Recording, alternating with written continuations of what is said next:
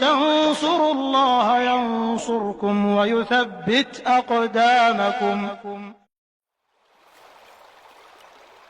Kita sebagai seorang muslim, sebagai orang yang beriman kepada Allah, wajib memperhatikan ibadah.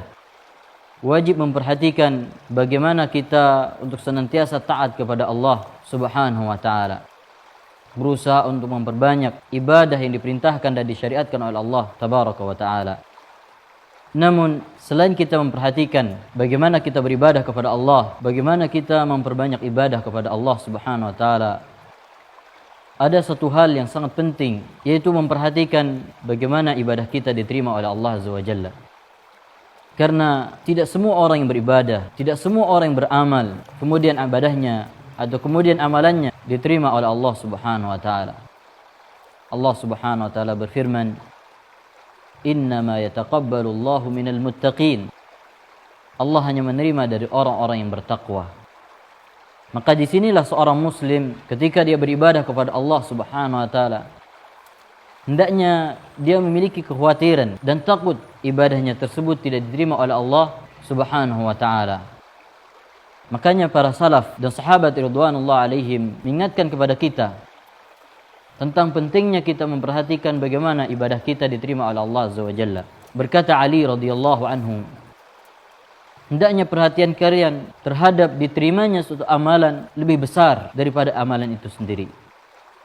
Karena apalah artinya seorang banyak ibadahnya kepada Allah? Apalah artinya seorang memperbanyak amal saleh, akan tapi tidak ada satupun dari amalan itu diterima oleh Allah Azza wa Jalla. Dan kekhawatiran tidak diterimanya ibadah dan amalan ini merupakan menjadi sifat orang-orang yang beriman kepada Allah Subhanahu wa taala.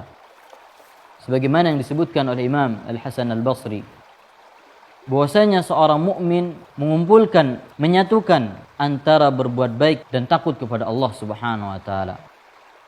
Adapun orang-orang munafik, mereka menyatukan antara perbuatan yang jelek, perbuatan yang buruk, dan merasa aman, merasa ibadahnya diterima oleh Allah Subhanahu wa taala. Dan kalau kita lihat firman Allah Subhanahu wa taala di dalam Al-Qur'an, yang Allah Subhanahu wa taala berfirman, "Walladzina yu'tuna ma atau wa qulubuhum wajilat."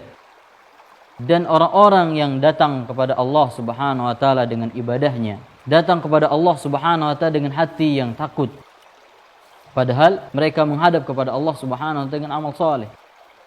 Makanya Aisyah radhiyallahu anha bertanya kepada Rasulullah sallallahu alaihi wasallam, apakah orang yang takut di sini adalah mereka yang berzina, mereka yang mencuri, orang mereka yang minum khamar? Rasulullah sallallahu alaihi wasallam mengatakan tidak. Akan tapi mereka adalah melaksanakan salat, mereka berpuasa, mereka bersedekah, dan mereka takut, khawatir ibadahnya tidak diterima oleh Allah Subhanahu wa taala.